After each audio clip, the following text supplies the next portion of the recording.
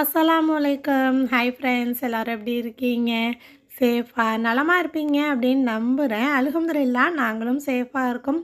இன்றைக்கி ஒரு டே in my life vlog மாதிரி தான் பார்க்க போகிறோம். புரியுது என்ன நினைக்கிறீங்க அப்படின்னு. ரமலான் கிட்ட வந்துட்டோம், அது ரிலேட்டடாக வீடியோஸ் போட்டால் நல்லாயிருக்கும் அப்படின்னு நிறைய பேர் கமெண்ட்ஸ்லேயும் கேட்டுட்ருக்கீங்க. இன்ஷா அல்லாஹ் அடுத்தடுத்து வரக்கூடிய வீடியோஸ் எல்லாமே உங்களுக்கு யூஸ்ஃபுல்லாக ரமலான் ரிலேட்டடாக இருக்கிற மாதிரி என்னோடய பெஸ்ட்டு முடிஞ்ச அளவுக்கு நான் கொடுப்பேன். ஸோ அதுக்கு முன்னாடி உங்கள் கூட ஒரு விஷயம் ஷேர் பண்ணிடலாம் அப்படின்னு சொல்லிட்டு தான் இன்றைக்கி விலாகில் நான் சேர்த்துருக்கேன். இன்றைக்கி வந்து வெஜிடேபிள் பிரியாணி பண்ணுறதுக்கு தான் எல்லாம் ரெடி பண்ணிகிட்ருக்கேன். ஆனால் நான் ரெசிபி டீட்டெயிலாக சொல்லலை. ஸோ அப்படியே சமைச்சிக்கிட்டே நான் சொல்ல நினச்சதை உங்கள் கூட ஷேர் பண்ணிடுறேன்.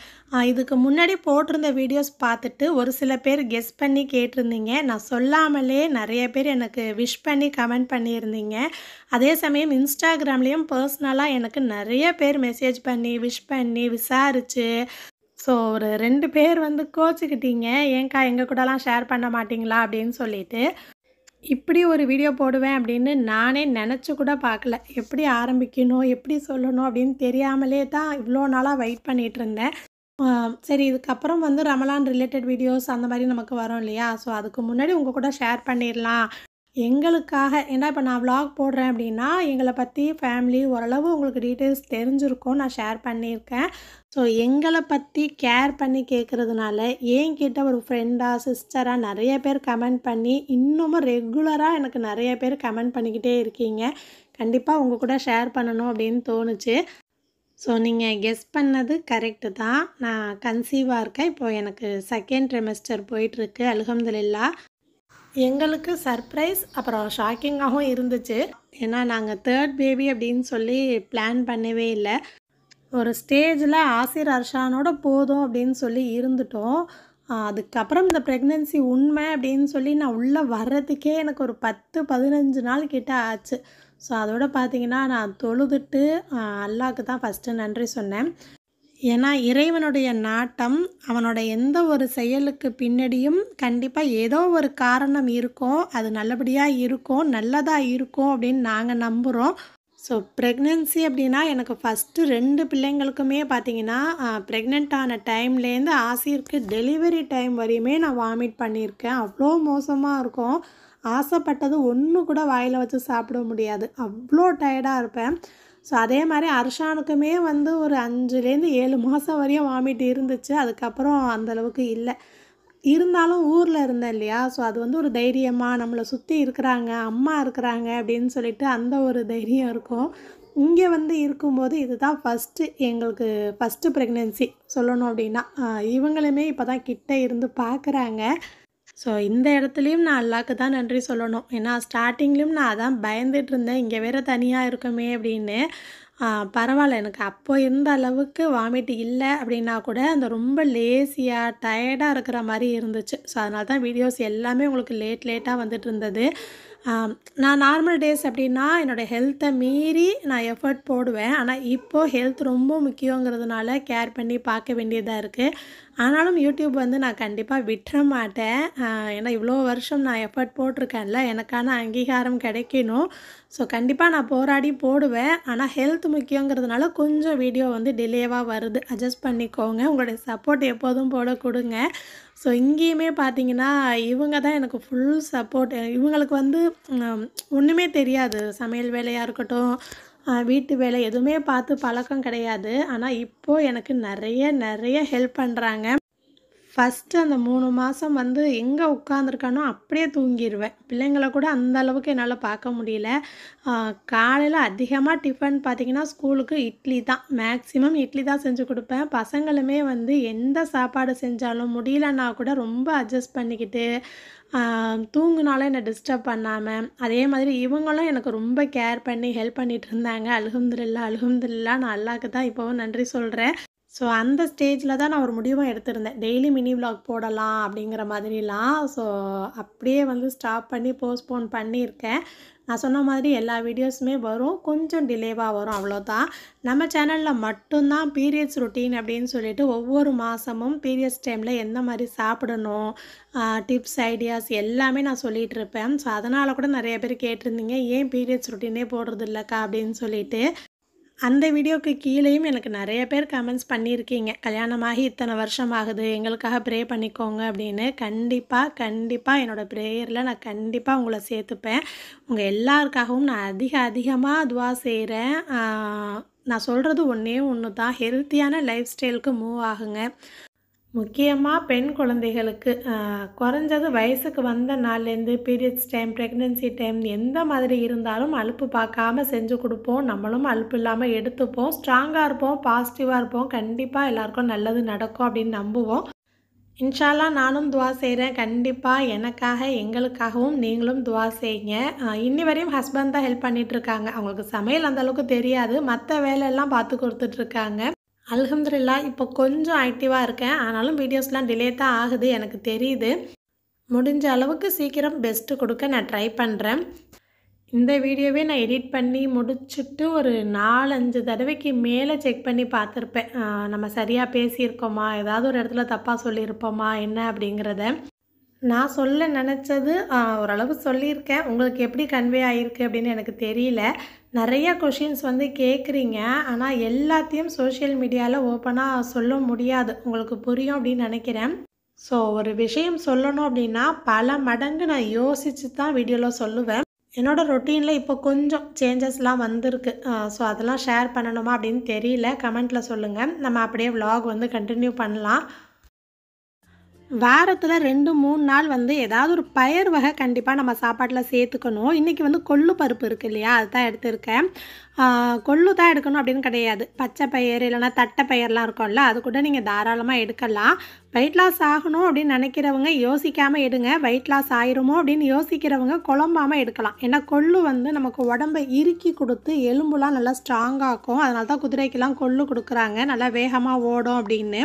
வாரத்தில் 2 நாள் தாராளமாக எடுக்கலாம். நான் கொஞ்சமாக நெய் சேர்த்து ஒரு 5 நிமிஷம் லோ ஃப்ளேமில் வறுத்துட்டு அதுக்கப்புறமா தண்ணி சேர்த்துருக்கேன்.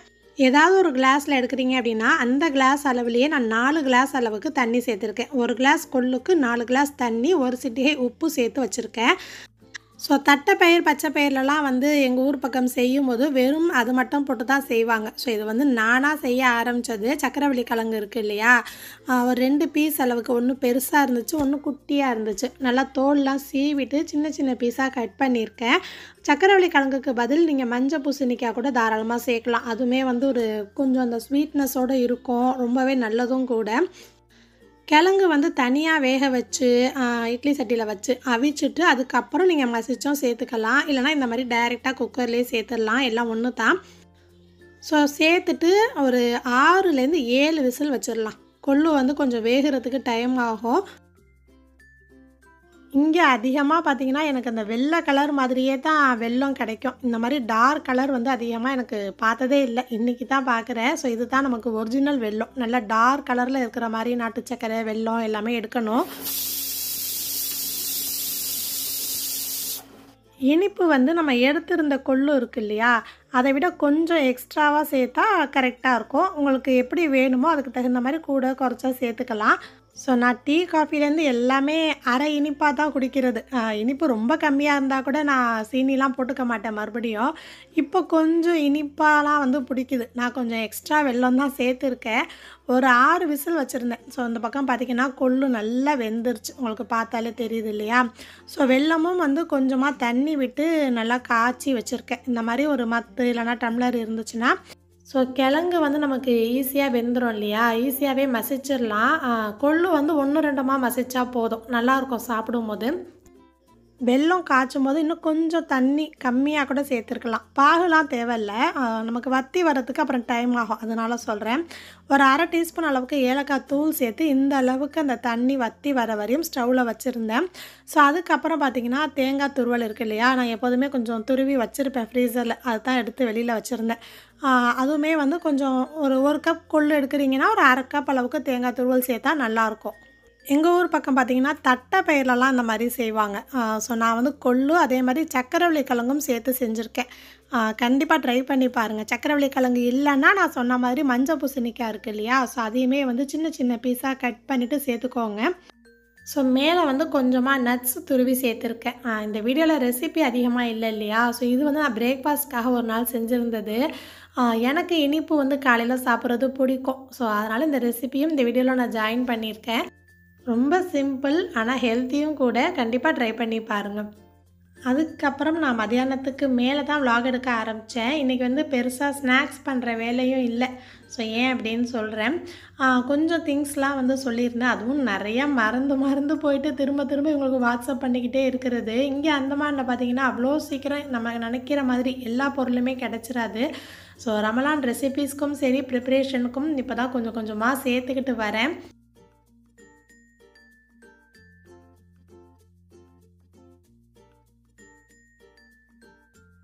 ஸோ இந்த தடவை பால் ஆடையிலேருந்து நெய் எடுக்கிற ஐடியா இருந்ததுனால பட்டர் சொல்லியிருந்தேன். பட்டர் எடுத்துகிட்டு அந்த பட்டர் பேப்பர் இருக்குது இல்லையா, அதையுமே எடுத்து வச்சுருவேன். நெக்ஸ்ட் டைம் நம்ம கேக் பண்ணும்போது யூஸ் பண்ணிக்கலாம் அப்படின்னு. இந்த பட்டர் பாக்ஸ் இதான் ஃபஸ்ட் டைம் ஆன்லைனில் ஆர்டர் பண்ணி வாங்கியிருந்தேன். ரொம்பவே யூஸாக இருக்குது. இந்த மாதிரி வச்சுட்டு நம்ம சின்ன சின்ன பீசஸாக கட் பண்ணி வச்சிட்டோம் அப்படின்னா ஸோ அது உருகி இருக்கும் போதே ஈஸியாக கட் பண்ண வந்துடும். நம்ம யூஸ் பண்ணும்போது அந்த ஒவ்வொரு பீஸாக போட்டு நம்ம குக்கிங்க்கு ஈஸியாக யூஸ் பண்ணிக்கலாம்.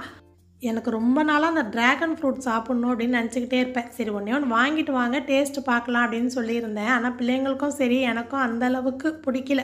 மில்க் ஷேக் தான் போட்டோம்.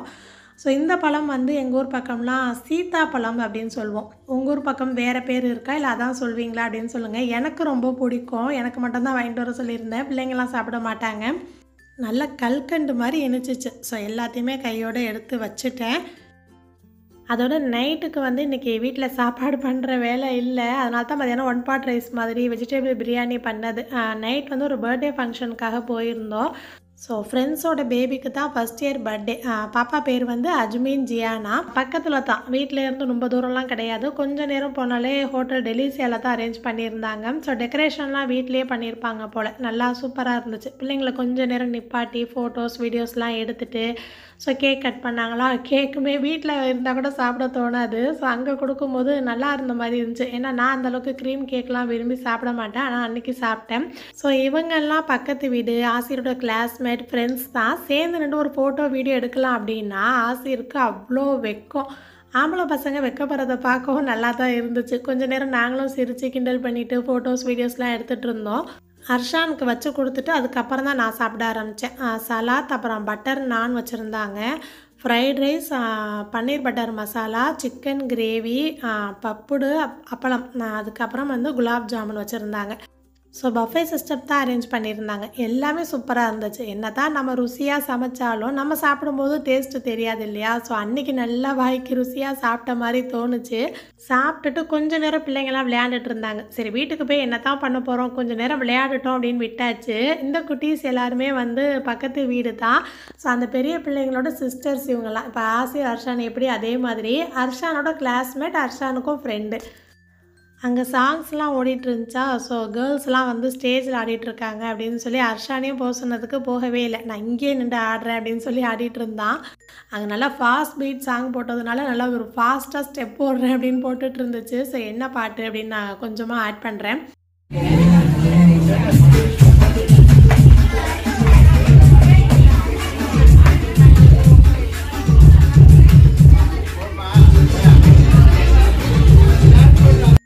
ஸோ அதோட வந்து ஒரு 9 மணி போல் இருக்கும். வீட்டுக்கு கிளம்பிட்டோம். போனதுமே படுத்துடலாம் அப்படின்னு தான் தோணுச்சு. ஆனால் ஒரு 10 நிமிஷம் அலுப்பு பார்க்காம ப்ரிப்ரேஷன் செஞ்சிடலாம் அடுத்த நாளைக்கு அப்படின்னு ரெடி பண்ணிகிட்டு இருந்தேன். ஸோ பிள்ளைங்க அங்கே போயிட்டு வந்ததுனால பன்னீர் பட்டர் மசாலா தான் கேட்டிருந்தாங்க. ஸோ அதுக்கு உண்டான வெங்காயம் தக்காளி எல்லாமே வதக்கி வச்சுட்டோம் அப்படின்னா காலையில் அரைச்சிட்டு பன்னீர் மட்டும் சேர்த்துக்கலாம் அப்படின்னு வதக்கிட்டு இருந்தேன். இப்போ காலையில எந்திரிக்கிறதும் அவ்வளோ கஷ்டமா இருக்கு. அதுவும் சமைக்கிறது சொல்லவே வேணாம். நான் சும்மா நாள்லயே ப்ரிப்பரேஷன்லாம் செஞ்சுருவேனா, ஸோ இப்போ எனக்கு ரொம்பவே யூஸ் ஆகுது. கையோட சப்பாத்திக்கு மாவுமே பெசஞ்சிடலாம் அப்படின்னு பெசஞ்சிட்டு இருந்தேன். நைட்டே பெசஞ்சிடுறீங்களே மாவு புளிச்சிடுறாதா அப்படின்னு இன்னமும் கேட்குறீங்க. நான் இப்போ வரையும் செஞ்சுட்ருக்கேன். ஒரு நாள் கூட எனக்கு அந்த மாரி ஆனதே இல்ல. இந்த வீடியோ நீங்க பார்க்குறப்போ பிள்ளைங்களுக்கு வந்து எக்ஸாம் ஸ்டார்ட் ஆயிருச்சு. இப்போ வந்து 1, 2 எக்ஸாம் போயிட்டுருக்கு. ஸோ எப்படியும் காலையில நம்ம தான் பண்ணி ஆகணும். அலுப்பு பார்க்காம ஒரு 10 நிமிஷம் ரெடி பண்ணிட்டோம் அப்படின்னா, காலையில கொஞ்சம் ரிலாக்ஸா வேலை பார்க்கலாம்ல. ஸோ ஓரளவு இந்த வீடியோ இன்ட்ரெஸ்ட்டா குடுத்துருப்பேன் அப்படின்னு நெனைக்கிறேன். என்ன நெனைக்கிறீங்க அப்படிங்கிறத கண்டிப்பா கமெண்ட் பண்ணி என் கூட ஷேர் பண்ணுங்க. வீடியோ ஃபுல்லா பார்த்த உங்களுக்கு தேங்க் யூ.